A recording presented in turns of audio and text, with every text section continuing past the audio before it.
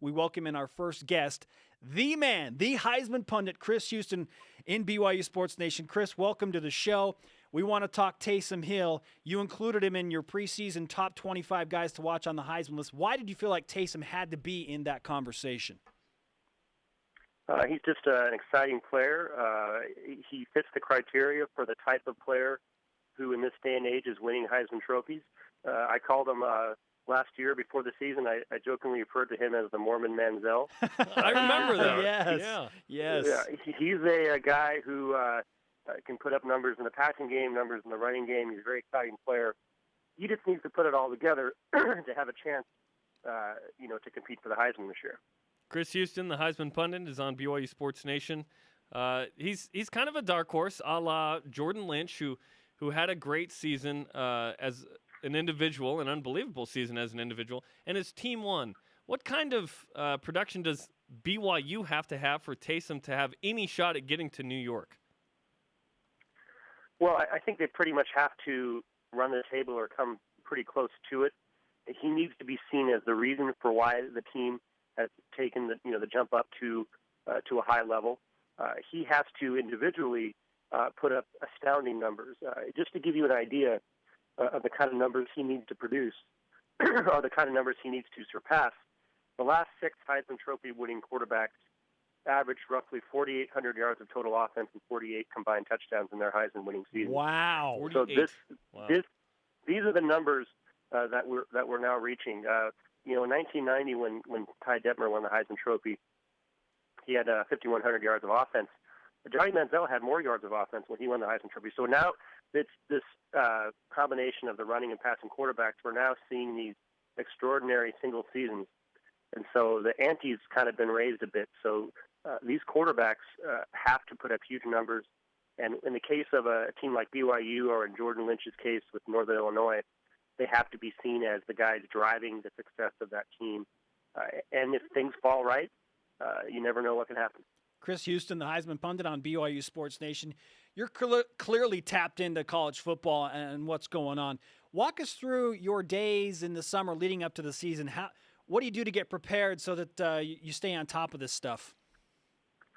Lately what I've really been trying to do, I've really been trying to take deep dives into the rosters and the recruiting classes of the various teams so I can get a really good idea as to who exactly is on the teams and how good they are. And everyone, I think it's easy to go back and say, oh, this team had a great recruiting class, and you look at the recruiting rankings and you think, oh, this is a good player. But I like to look at them myself and try to get an up close look at how good the player is, and then that's in that case, if you look at someone like Taysom Hill, if people just went off his star ratings or by his recruiting rankings, they wouldn't have looked at him and considered him very good. But if you looked at him closely, you can see how talented he was. So I like to look at all the players heading into the season, or as many players as I can, try to get a good idea of just how good these players are. Another player, and the only other player on this list outside of the Power 5 conferences, there's 3, I guess, Rakeem Cato of Marshall, is Chucky Keeton, someone that BYU fans are familiar with. Who is a better Heisman Trophy candidate in your mind if you had to pick one over the other, Taysom Hill or Chucky Keeton right now? I think definitely Taysom Hill right now. Not only does he, I think, not coming, Keaton's coming off the injury. He didn't really have all of last year to build up. Hill had a pretty good year last year, and especially the big game against Texas, I think early on helped him. And so he's more on the radar right now than Chucky Keeton. Also, BYU has more tradition, more Heisman tradition, more quarterback tradition. So the minute Taysom Hill looks like he's having a huge year, you will start to hear the talk about the next great BYU quarterback. It's not something that Chucky Keeton has an advantage to do at Utah State. Chris Huston, the Heisman Pundit on BYU Sports Nation. So Jeremy and I were talking before the show about wanting to have a job like yours, to be like Joe Lunardi, who does bracketology, to be like you, who's the Heisman Pundit. How does one become the foremost authority on the Heisman, according to Sports Illustrated, Chris? You just do it. Nike. You just go out and, whatever it is you're going to do it. So I was a sports information director at USC and ran a couple Heisman campaigns for Matt Leinart, and Carson Palmer. I think you guys might remember when USC came into Provo in 2004. I was at that game as well. It was a interesting experience. It was very interesting to see how the Heisman process worked up close, and it was very fascinating to me, so I started blogging about it. And then over time, at first it was a side gig, and then it became my job, something that I was able to do for other entities. And you just have to go out, you have to have a passion for it, and then you have to do something and say things that I think stand out, or at least you have to say something that can be proven, and over time you have to be shown to know what you're talking about. So I think a combination of all those things, the dedication and having a conscience about the fact that you have people coming to read you, and then just making sure that you do your due diligence and you know what you're talking about, and people, I think, respect that over time. Absolutely, and I love what you've done with the Heismanments, which I want to get to in a moment. But first, you produced a list of your top 25, an early list of Heisman candidates. Who's leading the 25 in your mind before the season? I think there's two guys. I think you have to look at Braxton Miller of Ohio State and Marcus Mariota of Oregon. Yeah. Those two, I think, stand out the most. Maybe sort of on the outside of that group is Bryce Petty of Baylor. He had a really huge year last year.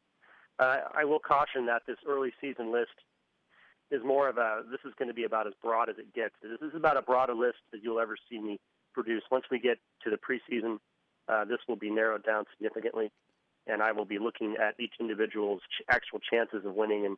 And I usually don't mince any words about someone's chances. I know everyone likes to be diplomatic, but when the time comes, I like to figure out who has the best chance of winning. And so that's why I would imagine this list will probably be cut in half by the time the season starts. Now, wait a second. You didn't include Jameis Winston in that top three, and I'm sure some people are like, well, he won last year, and he's back. Why is he not there? This is one of the Heismanments, my friend. There's no repeat winners. There'll never be another two-time winner is one of my postulations, and you can just see why. When you win it, when you come back, there are all kinds of reasons. There are all kinds of, I guess, chances for a player to screw up. And when you screw up as a Heisman winner, it hurts you more than if you screw up as a Heisman candidate. Absolutely. So Jameis Winston, I think we've already seen some of the stuff. I don't think anybody at this point is really excited about voting for a guy who's stealing crab legs. So I knew crab legs would enter the conversation, Chris. It was only a matter of time. So maybe I put him on there in the spring, being a little political. I might admit to that, but I don't think you'll see him in the fall. I took a lot of grief every year. Heisman winners come back in the last 10 years, but every year I've stuck to my guns, and thank God I've been right and haven't had to eat my words. Archie Griffin thanks you as well. We're sticking to your guns. Chris Huston, the Heisman pundit on BYU Sports Nation. There's always this talk about the moment, a game or like a play during the season where candidates kind of separate themselves from the field. Johnny Manziel did it when he won at Alabama. Jameis Winston perhaps did it when he blew out Clemson, and he had a couple of big-time moments last year. This is Heismanment number 3. Okay, and this is the winner must put up good numbers in big games on TV. Big-time games. So looking at BYU's schedule, the one that jumps off the page is at Texas. If BYU wins that game, Taysom Hill has a good game, then does he become part of, I don't know, maybe the top 10 on your list? Yeah, I think so. I think that the first 4 games, maybe even the first, if you look really the first 6, I think give him a chance to make a name for himself, because I don't think anybody sees any of those 6 teams as complete doormats. At least they have some level of respect. Yeah. And in Texas's case, you've got a team that is a brand name in college football. So you beat a brand name on the road, and you do it in style. Do it like Detmer did with Miami in 1990. That was, if you look at that schedule that year for BYU, it wasn't exactly the most glamorous schedule, but beating Miami early in the season, the defending national champs, was really what put him over the top. That combined with NCAA record passing season. Yeah, that was the Heisman moment. Exactly. And, I'm not a big believer in having a singular moment. Some guys have those singular moments. Some players don't. Did Jason White? If you look back at Jason White's Heisman winning season, I don't think anybody can pinpoint a moment. Same with Mark Ingram. There might be big games, but individual moments, I think, aren't necessarily. You don't necessarily have to be there. But I do think, Texas is obviously not Miami in 1990, but it is a brand name, and if he can come out and have the kind of game he had last year, except maybe push up those passing numbers a bit, then I think there's a good chance he can start to kind of make a name for himself. And I think the improvement in the passing game is really what's going to determine the seriousness of his Heisman candidacy. Absolutely. Chris Huston, the Heisman Pundit, is on BYU Sports Nation. I've noticed something the past couple years. You always have some guy that leads the pack, midway through the year, and he's not the guy at the end of the year, and doesn't seem to be the last couple years. Going 3 years ago, Denard Robinson, Geno Smith, Teddy Bridgewater, as we've come up. Can you peak early? Do you want to peak late in the Heisman race? I mean, it's just what it's been is it's been a very chaotic field the last 2 years, and I attribute that to again these new offenses that enable guys to make a huge impact early on, and it sort of throws the calculus off a bit, and then just the spotlight, like you said, some of these guys early in the season, there's this huge spotlight glaring on them, and they lose one game, and everyone says, "Oh, he just blew the Heisman." And that's not always the case, but sometimes perception can overtake you. And then you've had these freshman quarterbacks these last 2 years just peaking at the right time, like you said. So I think every season is different, and that's the crazy thing about it, is that you just never know how a season's going to end up. You look at Robert Griffin III.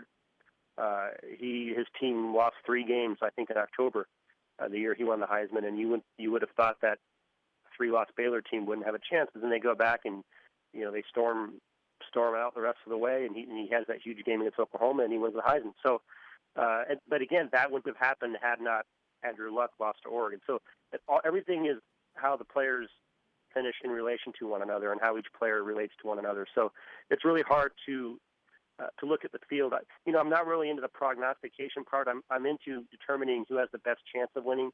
The predicting part is always tough. Absolutely. Chris Huston, Heisman Pundit. You can read his stuff on HeismanPundit.com, at HeismanPundit on Twitter. I want to finish with this. Heismanment number 8 talks about statistical benchmarks exist for each position to help voters gauge a player's Heisman worthiness. So you mentioned that a dual-threat quarterback must produce at least 3,500 yards of total offense. Taysom had 4,200 last year. 35 combined touchdowns. Taysom had 29. And then a passer rating or passer efficiency of 140 or better. Taysom Hill had 118. You mentioned the passing needs to be better for Taysom Hill. He's kind of in that category and has a chance, if he makes the leap from sophomore to junior, to maybe be the Jordan Lynch. Yeah, absolutely. He's got the ability to put up those huge numbers, and these are the low-end numbers that I put there just to be considered. To win it, as I've mentioned, we're looking at in the 4,500, 4,800 range of total offense. We're looking at massive seasons, Tim Tebow seasons, Robert Griffin seasons, Cam Newton seasons, Johnny Manziel seasons. That's what we're seeing lately. And the way I look at it is I look through the landscape and I say, which quarterbacks have the potential to have those kind of seasons? And so invariably, you're going to look at the quarterbacks who have outstanding running ability as well as the ability to pass. And so someone like Taysom Hill, if he advances as a passer, he's already got the running. We know he's going to be a great runner. We know he's going to get probably 1,000 yards rushing. What if he has 1,000 yards rushing and blows up with 3,500 yards passing? Suddenly he's in that wheelhouse of the kind of numbers where people start to really pay attention.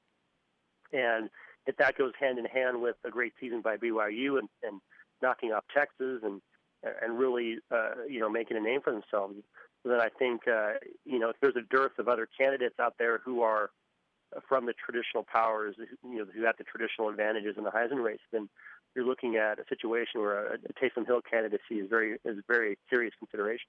You're listening to the foremost authority of the Heisman, according to SportsIllustrated.com, Chris Huston, Heisman Pundit. You can see his stuff. He is the creator and publisher of HeismanPundit.com. Great stuff there, the Heismanments, which we've discussed. Hey, we appreciate the time. And I'm just going to say this. If Taysom Hill gets another defensive coordinator fired, that's got to at least get him into the top 10, right? You know what? Savvy sports information directors who have come up with some interesting stats over the years. And the Texas guy in 1977 came up with the yards after contact for Earl Campbell. Maybe there can be a stat for defensive coordinators fired, and that can catch on. DCF. It happens Exactly. now. I love it. Hey, Chris, pleasure to talk to you. We'll be catching up with you later on as the football season progresses. Sounds great. Thank you for having me.